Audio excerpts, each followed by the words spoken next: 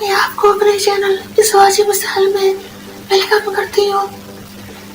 जिन दोस्तों ने अभी तक मेरे चैनल इस वाजिब मिसाल को सब्सक्राइब नहीं किया, उनसे मैं रिक्वेस्ट करती हूँ कि प्लीज़ काइंडली जल्दी से मेरे चैनल इस वाजिब मिसाल को सब्सक्राइब करें, लाइक करें और अपने दोस्तों में शेयर करें। So I am going to discuss treatment of miscarriage, some procedure जो मिसकैरेज के बाद फॉलो किए जाते हैं और इसके अलावा प्रेगनेंसी और पीरियड आफ्टर मिसकैरेज।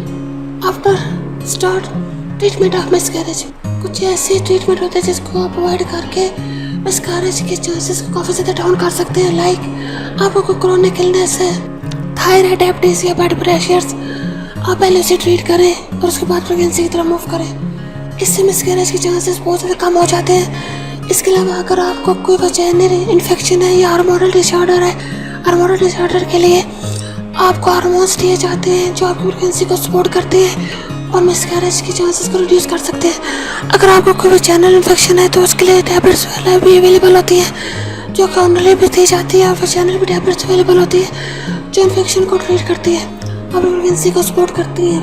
नो, ये तो कुछ ऐसे कॉजेज़ हैं अगर इनकी वजह से आपका मिसकैरेज होने के चांसेस है तो आप उसको रिड्यूस कर सकती हो। आप अंडरवेट है, ओवरवेट है या आप डिप्रेशन में है या आपको स्ट्रेस है, ऐसे फैक्टर है जिसको ट्रीट किया जा सकता है और मिसकैरेज के चांसेस को कम किया जा सकता है। लेकिन कुछ ऐसे फैक्टर्स हैं लाइक अपटोपिक प्रेगनेंसी या जेनेटिक प्रेगनेंसी है, ऐसे केसेस में प्रेगनेंसी को कभी सर्वाइव नहीं करती है, चाहे आप जितना भी इलाज करवा लें या आप जो मर्जी मेडिसिन यूज़ कर लें, ऐसे केसेस में प्रेगनेंसी बिल्कुल सर्वाइव नहीं करती है और कुदरती तौर पर मिसकैरेज हो जाता है। अब आपका मिसकैरेज एक दफ़ा स्टार्ट हो गया तो कंप्लीट लाजमी होगा, इसके लिए कुछ प्रोसीजर होते हैं। अगर आपका मिसकैरेज स्टार्ट हो गया तो नेचुरली ब्लीडिंग स्टार्ट हो जाएगी, हैवी ब्लीडिंग होगी, खून के लुत्रे आएंगे और आपका इंटरनल सिस्टम जो है क्लीन हो जाएगा। ये तो नेचुरली एक प्रोसीजर होगा। इसके अलावा अगर आपका नेचुरली ब्लीडिंग स्टार्ट नहीं होती है और आपकी अर्ली प्रेगनेंसी है और बेबी ग्रो नहीं कर रहा है या किसी वजह से उसकी हार्ट बीट नहीं है तो इस केसेस में कुछ टैबलेट्स यूज़ की जाती है जो वजाइना में रखी जाती है।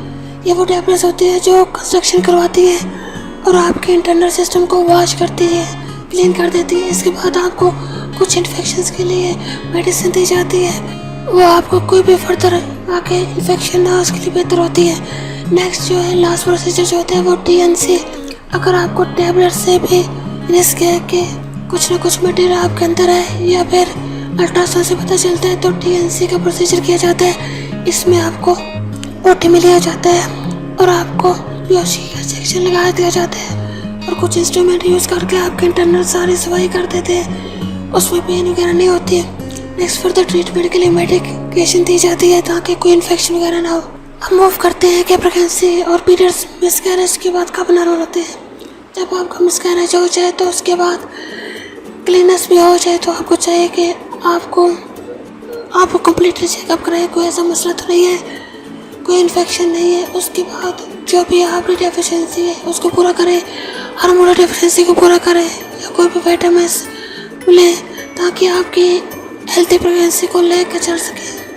कुछ ख़वातीन इस चीज़ से परेशान हो जाती हैं कि लोगों का एक दफ़ा मिसकैरेज हो गया है तो नेक्स्ट प्रेगनेंट नहीं हो सकती है। ये बिल्कुल नॉर्मल कंसेप्ट है, ऐसा नहीं होता। अगर आपने दवा कंसीव किया तो नेक्स्ट टाइम भी कंसीव कर सकती है। मिसकैरेज होने के चांस रिड्यूस हो जाते हैं। अगर आपका एक जगह मिसकैरेज हो गया है तो लास्ट महीने के लास्ट टाइम पे मिसकैरेज होने के 1 से 2 माह के बाद आपके पीरियड्स रेगुलर हो जाते हैं। उसके बाद आप ट्राई कर सकते हैं प्रेगनेंसी के लिए और दोबारा कंसीव भी कर सकते हैं। I hope this video will be helpful to you. कोई भी क्वेश्चंस करना है तो आप इस कमेंट सेक्शन में मुझे क्वेश्चंस कर सकते हैं। और आखिर में मेरे आप दोस्तों से रिक्वेस्ट है, किसी दोस्तों ने अभी तक मेरे चैनल वाजिब मिसाल को सब्सक्राइब नहीं किया, प्लीज़ जल्दी से मेरे चैनल को सब्सक्राइब करें, लाइक करें और अपने दोस्तों में शेयर करें। और मेरे इस वीडियो के लिए को अपने फेसबुक के फ्रेंड्स में, व्हाट्सएप के फ्रेंड्स में, इंस्टाग्राम पे, ट्विटर पे, मैसेंजर पे शेयर करें ताकि ज़्यादा से ज़्यादा लोग इस चैनल को सब्सक्राइब कर सकें, इस चैनल का हिस्सा बन सकें। अब मुझे इजाज़त दीजिए, अपना बहुत ज़्यादा ख्याल रखिएगा, मुझे अपनी दुआ में याद रखिएगा। ओके, अल्लाह हाफिज़।